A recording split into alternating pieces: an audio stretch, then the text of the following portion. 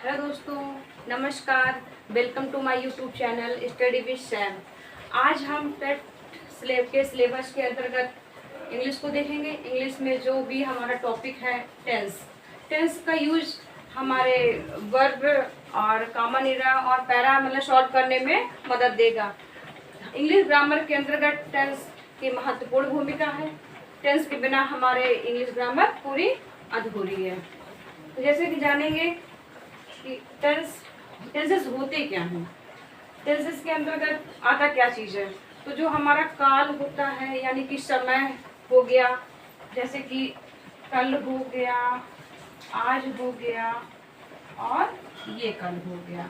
इसके माध्यम से हम जानेंगे कि कल कौन वाला कल और आज क्या है, ये कल क्या है। आज यानी कि मतलब आज मतलब कि जो कार्य हम आज कर रहे हैं वो मतलब वर्तमान काल होता है। वर्तमान में कार्य हो रहा है उसको हम आज कहेंगे, जिसको हम लोग इंग्लिश में बोलते हैं प्रेजेंट। और ये कल जो कल बीत गया यानी कि बीता हुआ कल, जिसको हम लोग बोलते हैं यस्टरडे। जैसे कि बीता हुआ कल, बीता हुआ कल, ये हमारा पास्ट हुआ, ठीक है। और ये कल, इस कल के टाइम पीरियड देखते हैं। ये जो कल, ये कल उस कल को दर्शाएगा जो हमारा आने वाला कल होगा, यानी कि भविष्य काल, आने वाला कल।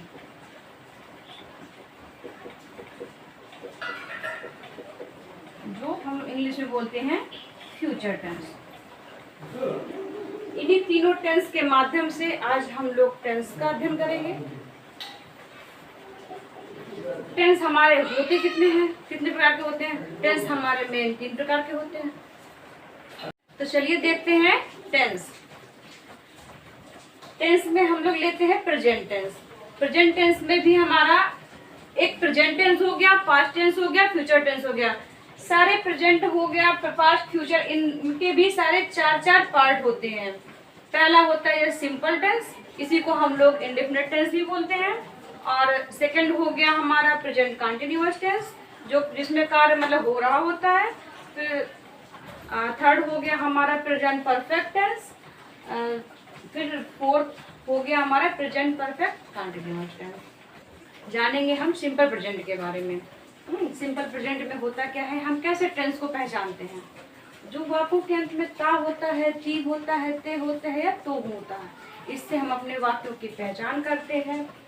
इसमें हेल्पिंग वर्ब होती है डू या डैश, प्लस होती है फॉर्म्स ऑफ वर्ब लगाते हैं लोग, वर्ब की फर्स्ट फॉर्म लगाते हैं। प्लस इसमें सिंपल में क्या होता है, एक वचनकर्ता के साथ में वर्ब की फर्स्ट फॉर्म में एस या ईएस लगाते हैं, तथा जो बहुवचन करता होता है उसके साथ में वर्ब की फर्स्ट फॉर्म में एस या ईएस का प्रयोग नहीं करते हैं। जैसे सिंपल में सिंपल के भी पार्ट होते हैं। पहला हमारा अफर्मेटिव लेते हैं। अफर्मेटिव के तहत हो गया जैसे हमारा राम जाता है, राम जाता है। इसमें हमारा जो राम है एक वचन का करता है, तो राम प्लस ये वर्ब है हमारी गोज। अब ये राम एक वचन का करता है, इसलिए हमने वर्ब में क्या लगाया, ईएस लगाया।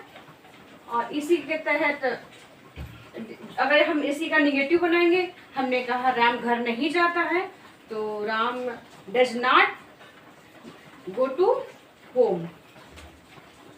जैसे राम घर नहीं जाता है, सिंपल का निगेटिव है ये। Ram does not go to home. अब इसमें एक चीज और ध्यान रखना है कि डू का प्रयोग हमको कहाँ करना है और डज का प्रयोग कहाँ करना है। डज का प्रयोग ही, सी तथा एक वचनकर्ता के साथ करते हैं, तथा डू का प्रयोग बहुवचनकर्ता आई, वी, यू, दे के साथ में करते हैं। इसी के अंतर्गत हमारा एक इंटरगेटिव पार्ट होता है, और इंटरगेटिव में ही हमारा एक क्वेश्चन वर्ड का भी पार्ट होता है, जिसमें वाक्यों के बीच में कहीं क्वेश्चन वर्ड शब्द आते हैं, जैसे कब, क्यों, कहाँ, कैसे। और जब इंटरोगेटिव बनाते हैं, सिंपल इंटरोगेटिव में वाक्य हमारा कैसे प्रारंभ होता है।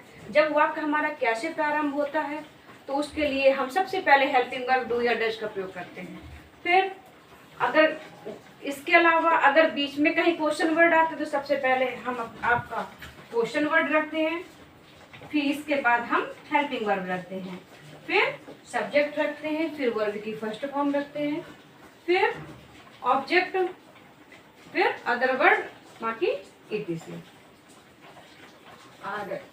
अब हम चलते हैं प्रेजेंट कंटिन्यूअस में।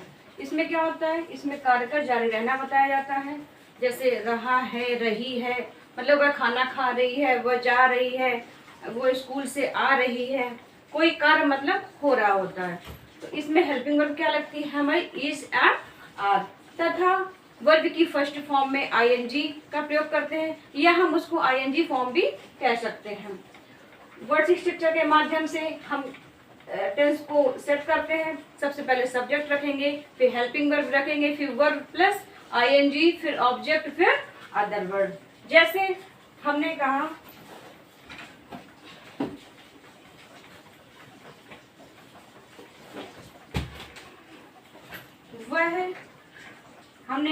कमला एक मधुर गाना गा रही है, गा रही है। इसमें हमने कहा अब हमको सब्जेक्ट देखना है। मान लीजिए सब्जेक्ट नहीं पता, हम कैसे सब्जेक्ट निकालें, तो सवाल उठता है कि कौन एक मधुर गाना गा रही है। तो जवाब आया हमारा कमला, तो हमने कमला लिख दिया। अब कमला हमारा एक वचन का है, बहुवचन का है, क्योंकि कमला अकेले है। एक वचनकर्ता के साथ हम लोग इज का प्रयोग करते हैं, और एन का प्रयोग हम लोग आई के साथ करते हैं, तथा आर का प्रयोग हम लोग बहुवचनकर्ता के साथ करते हैं। कमला एक वचन है, इसलिए हमने यहाँ पे इज लगाएंगे। कमला, देखिए वर्ड स्ट्रक्चर के माध्यम से पहले हमने सब्जेक्ट रखा, फिर हेल्पिंग वर्ब हमारी इज आएगी, फिर हमको वर्ब की फर्स्ट फॉर्म रखनी होती है। अब वर्ब क्या है, कमला का कार्य क्या है, गाना, यानी कि सिंग। अब सिंग के बाद में हमको क्या लगाना है, ing फॉर्म लगानी है। ing फॉर्म लगा दिया हमने, सिंगिंग हो गया। अब क्या गा रही है, एक मधुर गाना, यानी कि ए स्वीट सॉन्ग। इसी का हमारा एक निगेटिव पार्ट बनता है, इसी का हमारा इंटरोगेटिव प्लस क्वेश्चन वर्ड, और एक पार्ट हमारा इंटरोगेटिव प्लस निगेटिव बनता है। इसी या तो हम लोग इसी में ही समझ लेते हैं, या तो फिर हम इसी में समझ लेते हैं। जैसे हो गया कमला एक मधुर गाना नहीं गा रही है, तो हमें कुछ नहीं करना है, हमें हेल्पिंग वर्ब के बाद में नॉट लगा देना है। फिर सेकेंड, जब वाक्य इंटरोगेटिव में क्या होता है, जब हमारा वाक्य क्या से प्रारंभ होता है, तो हेल्पिंग वर्ब का यूज हम पहले कर देते हैं। और फिर अगर कोई बीच में प्रश्न सूचक वर्ड आता है, जैसे कमला एक मधुर गाना क्यों गा रही है, तो सबसे पहले हम क्यों की अंग्रेजी बनाएंगे, वाई, फिर इसके बाद हम हेल्पिंग वर्ब रखेंगे, फिर सब्जेक्ट के साथ साथ शेष वर्ड स्ट्रक्चर के माध्यम से हम अपना टेंस सॉल्व कर लेंगे। फिर हम देखते हैं प्रेजेंट परफेक्ट टेंस में जो कार्य मतलब हो चुका होता है, जो समाप्त कर हो चुका होता है, उसको हम लोग प्रेजेंट परफेक्ट टेंस कहते हैं। जैसे वह खाना खा चुका है, वह जा चुका है, वह नहा चुका है, मतलब एकदम फिनिश कार्य होना चाहिए। तो चुका है, चुकी है, चुके हैं, दिया है, लिया है आदि शब्द आते हैं वाक्य के अंत में। इसमें हेल्पिंग वर्ब हमारी हैज या है होती है, प्लस इसमें वर्ब की थर्ड फॉर्म होती है। एक चीज और ध्यान रखना है, जितना भी परफेक्ट मतलब ओनली परफेक्ट टेंस होता है, तीनों फॉर्म का, सब में वर्ब की थर्ड फॉर्म का यूज करते हैं। फिर सब्जेक्ट, सबसे पहले वर्ड स्ट्रक्चर के माध्यम से हम लोग वाक्य बनाते हैं। वाक्य रचना होती है subject plus helping verb plus verb की third form plus object plus other word. जैसे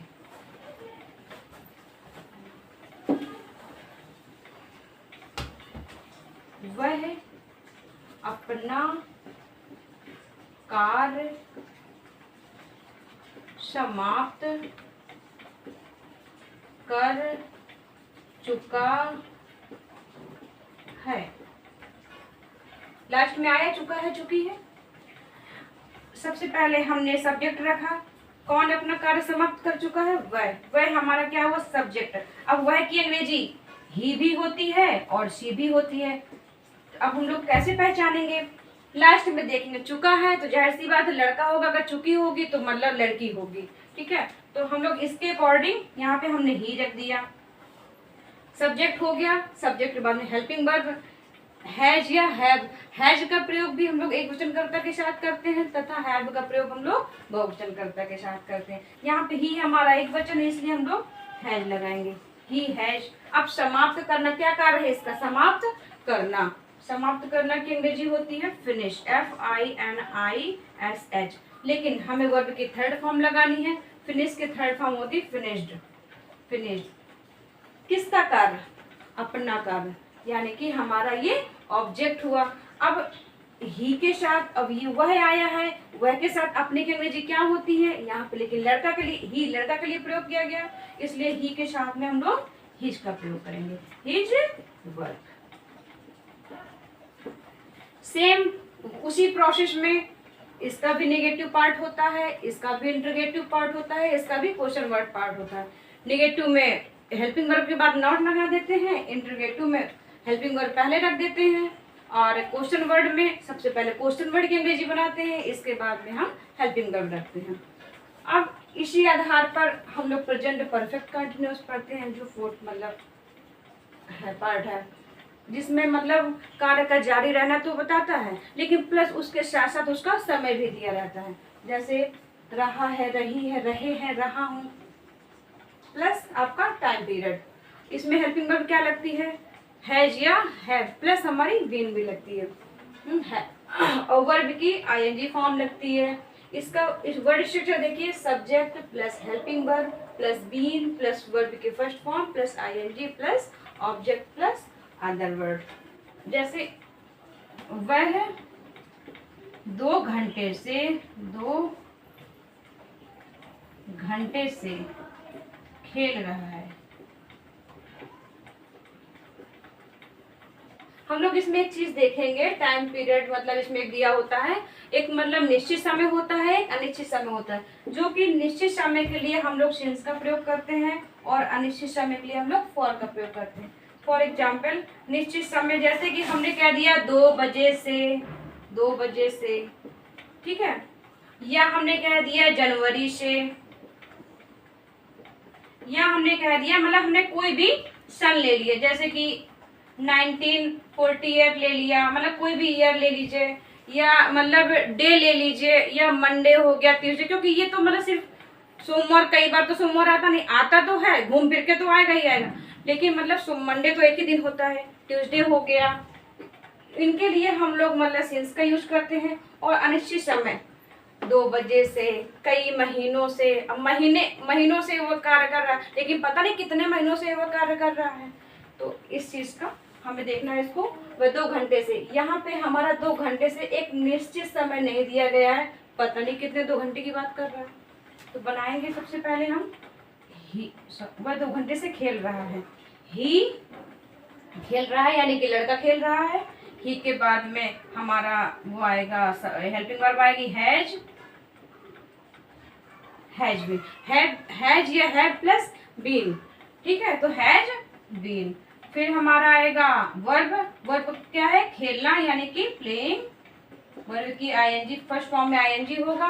अब कितने घंटे से खेल रहा है, अनिश्चित समय है, यानी कि फॉर 2 hours, ठीक है दोस्तों। अगर आपको रिटर्न समझ में आया हो तो मेरे चैनल को प्लीज लाइक करिएगा, सब्सक्राइब करिएगा और आगे शेयर करिएगा।